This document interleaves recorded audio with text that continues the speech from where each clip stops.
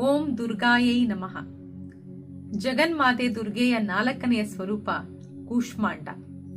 ಕೂಷ್ಮಾಂಡ ಪದದಲ್ಲಿ ಕು ಅಂದರೆ ಚಿಕ್ಕದು, ಊಷ್ಮ ಅಂತಂದ್ರೆ ಶಕ್ತಿ, ಅಂಡ ಅಂದ್ರೆ ಭ್ರೂಣ ಎಂಬ ಅರ್ಥ ಬರುತ್ತೆ. ದೇವಿ ಇಡೀ ಬ್ರಹ್ಮಾಂಡವನ್ನೇ ಸೃಷ್ಟಿ ಮಾಡಿದ ಕಾರಣ ಕೂಷ್ಮಾಂಡ ದೇವಿ ಅಂತಕ್ಕಂತಹ ಹೆಸರು ಬಂದಿದೆ. ಜಗದ ಸೃಷ್ಟಿಗೆ ಕಾರಣೀಕರ್ತಲಾಗಿದ್ದಾಳೆ ಕೂಷ್ಮಾಂಡ ದೇವಿ. ಸೃಷ್ಟಿಯ ಅಸ್ತಿತ್ವವೇ ಇಲ್ಲದಿರುವಾಗ ಎಲ್ಲೆಡೆ ಅಂಧಕಾರವೇ ಅಂಧಕಾರ ಪಸರಿಸಿತ್ತು.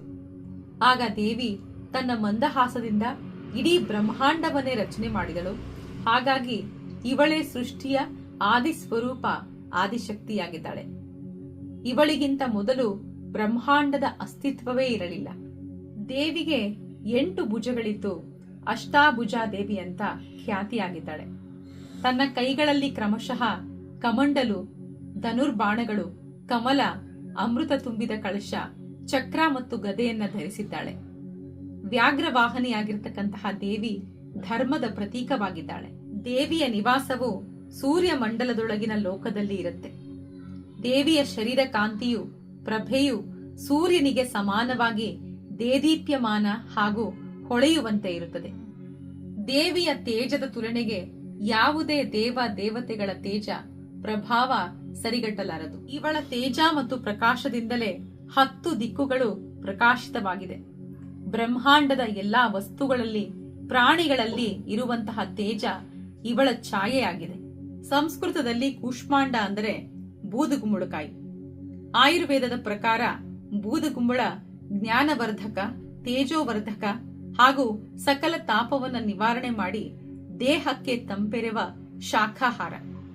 ಬಲಿಯಲ್ಲಿ ಕೂಷ್ಮಾಂಡ ಬಲಿಯೇ ದೇವಿಗೆ ಅತ್ಯಂತ ಪ್ರಿಯವಾದದ್ದು. 4ನೆಯ ದಿವಸ ಕೂಷ್ಮಾಂಡ ದೇವಿಯನ್ನ ಉಪಾಸನೆ ಮಾಡೋದರಿಂದ ಸರ್ವ ರೋಗಗಳು ನಿವಾರಣೆಯಾಗಿ ಆರೋಗ್ಯ ವೃದ್ಧಿಯಾಗುವುದು. ದೇವಿಯ ಅನುಗ್ರಹದಿಂದ ಆಯಸ್ಸು, ಯಶಸ್ಸು, ಬಲ, ಆರೋಗ್ಯದ ವೃದ್ಧಿಯಾಗುತ್ತೆ. ನವರಾತ್ರಿಯ 4ನೆಯ ದಿನ ಕೂಷ್ಮಾಂಡ ದೇವಿಯ ಉಪಾಸನೆಯಲ್ಲಿ ಸಾಧಕನ ಮನಸ್ಸು ಅನಾಹತ ಚಕ್ರದಲ್ಲಿ ನೆಲೆಗೊಳ್ಳುತ್ತೆ. ಆದ್ದರಿಂದ ಸಾಧಕ ಅತ್ಯಂತ ಪವಿತ್ರ ಮತ್ತು ಅಚಂಚಲ ಮನಸ್ಸಿನಿಂದ ದೇವಿಯ ಸ್ವರೂಪವನ್ನ ಧ್ಯಾನದಲ್ಲಿ ಧರಿಸಿಕೊಂಡು ಪೂಜಾ ಉಪಾಸನಾ ಕಾರ್ಯದಲ್ಲಿ ತೊಡಗಬೇಕಾಗತ್ತೆ. ದೇವಿ ಕೂಷ್ಮಾಂಡ ಅಲ್ಪ ಭಕ್ತಿ ಸೇವೆಯಿಂದಲೇ ಪ್ರಸನ್ನಲಾಗ್ತಾಳೆ. ನಿಜವಾದ ಹೃದಯದಿಂದ ಮನುಷ್ಯರು ಶರಣಾಗತರಾದರೆ ಅವರಿಗೆ ಅತ್ಯಂತ ಸುಲಭವಾಗಿ ಪರಮಪದ ಪ್ರಾಪ್ತಿಯಾಗಬಲ್ಲದು. ಕೂಷ್ಮಾಂಡ ದೇವಿ ಉಪಾಸನೆಯು ಮನುಷ್ಯರಿಗೆ ಆದಿವ್ಯಾಧಿಗಳಿಂದ ಪೂರ್ಣವಾಗಿ ಮುಕ್ತಗೊಳಿಸಿ ಅವರಿಗೆ ಸುಖ, ಸಮೃದ್ಧಿ ಮತ್ತು